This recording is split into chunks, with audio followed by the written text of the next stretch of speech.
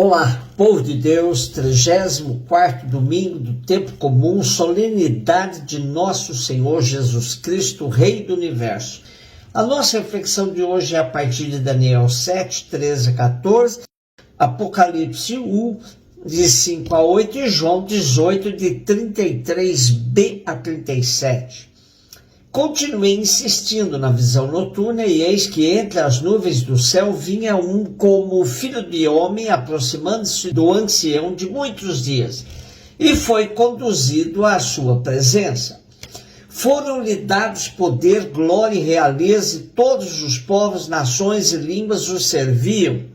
Seu poder é um poder eterno, que não lhe será tirado, e seu reino, um reino que não se dissolverá. Com o anúncio do aparecimento sobre as nuvens desse filho de homem, o autor do livro Daniel anuncia aos crentes perseguidos por Antíoco IV Epífanes a chegada de um tempo em que Deus vai intervir no mundo a fim de eliminar a crueza, a voracidade, a ferocidade, a violência que oprimem o povo. Em contrapartida, Deus vai devolver à história a sua dimensão de humanidade, possibilitando que o povo seja livre e viva na paz e na tranquilidade. Para a teologia judaica, esse filho de homem que há de chegar para instaurar o reino de Deus sobre a terra será o Messias, o ungido de Deus. A sua intervenção irá pôr fim à perseguição dos justos e possibilitar a vitória dos santos sobre as forças da opressão e da morte. Esta esperança que anima os corações dos crentes na época imediatamente anterior à chegada de Jesus. Apocalipse 1, de 5 a 8, a vós, graça e paz da parte de Jesus Cristo, a testemunha fiel, o primeiro a ressuscitar dentre os mortos, o soberano dos reis da terra. A Jesus que nos ama, que por seu sangue nos libertou dos nossos pecados e que fez de nós um reino, sacerdotes para seu Deus e Pai, a ele a glória e o poder em eternidade. Amém. Olhai, ele vem com as nuvens e todos os olhos o verão, também aqueles que o transpassaram. Todas as tribos da terra baterão no peito por causa dele. Sim, amém. Eu sou o Alfa e o Ômega, diz o Senhor Deus, aquele que é, que era e que vem, o Todo-Poderoso. Apocalipse significa manifestação de algo que está oculto. Trata-se de um livro que se apresenta como uma revelação sobre as coisas que estão acontecendo, ou que brevemente devem acontecer, e que um tal João, exilado na ilha de Patmos, uma pequena ilha do mar Egeu, por causa da sua fé, tem por missão comunicar aos seus irmãos na fé. O contexto é o da fase final do reinado do imperador Domiciano, por volta do ano 95. As comunidades cristãs da Ásia Menor vivem uma grave crise interna, resultante das heresias, da falta de entusiasmo, da tibieza, da indiferença, do medo de dar testemunha da própria fé. Por outro lado, há também uma crise que resulta de causas externas, sobretudo da violenta perseguição que o imperador ordenou contra os cristãos. Muitos seguidores de Jesus eram condenados e assassinados, e outros, cheios de medo, abandonavam o evangelho e passavam para o lado do império. Na comunidade dizia-se: Jesus é o Senhor, mas lá fora quem mandava mesmo, como o Senhor Todo-Poderoso, era o imperador de Roma. É nesse contexto de crise, de perseguição, de medo e de martírio que vai ser escrito o Apocalipse. O objetivo do autor é levar os crentes a revitalizarem seu compromisso com Jesus e a não perderem a esperança. Nesse sentido, o autor do livro começa por fazer um convite à conversão.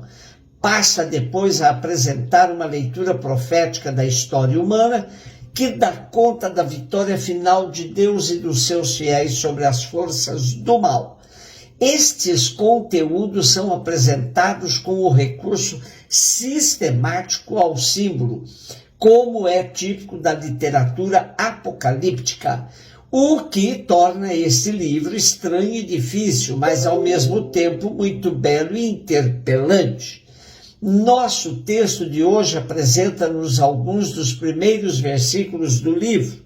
Trata-se de uma espécie de introdução litúrgica onde se apresenta o diálogo litúrgico entre um leitor e a comunidade cristã reunida para escutar uma proclamação. Neste diálogo, a comunidade é convidada a aceitar Cristo como o centro da história humana, a razão de ser da comunidade, a coordenada fundamental à volta da qual se estrutura e organiza toda a vida cristã. João 18, 33b a 37. Pilatos chamou Jesus e perguntou-lhe: Tu és o rei dos judeus? Jesus respondeu: Estás dizendo isto por ti mesmo ou outros te disseram isto de mim? Pilatos falou: Por acaso sou judeu? O teu povo e os sumos sacerdotes te entregaram a mim. Que fizeste?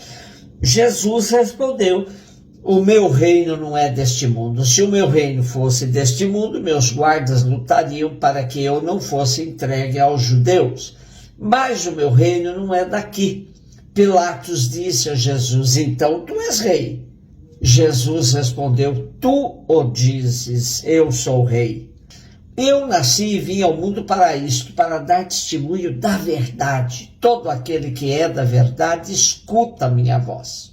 Para celebrar a solenidade de nosso Senhor Jesus Cristo, Rei do Universo, temos hoje um texto que nos apresenta uma cena do processo de Jesus diante de Pilatos, o governador romano da Judéia.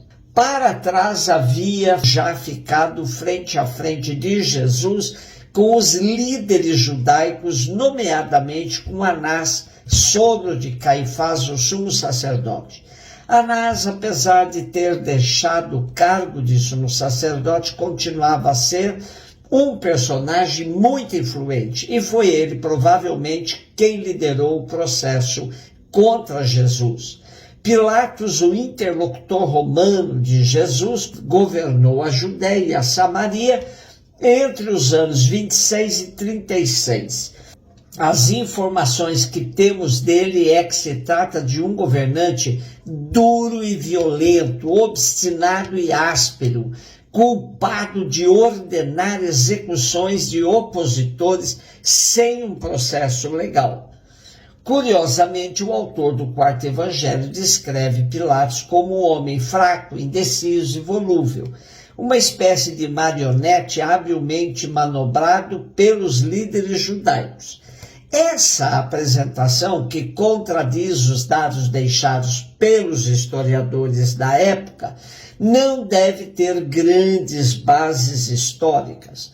Deve ser apenas uma tentativa de livrar os romanos de qualquer culpa no processo de Jesus. Na época em que o autor do quarto evangelho escreve, quase chegando ao ano 100 da nossa era, não era conveniente para os cristãos acusar Roma, afirmando a sua responsabilidade no processo que levou Jesus à morte. Assim, os escritores cristãos da época preferiram amenizar o papel do poder imperial e, por outro lado, fazer recair sobre as autoridades judaicas toda a culpa pela condenação de Jesus. Inocentar o império no processo de morte de Jesus é fazer vista grossa à realidade política da época. As autoridades judaicas lideraram o processo contra Jesus, mas contaram plenamente com a conivência do Império Romano.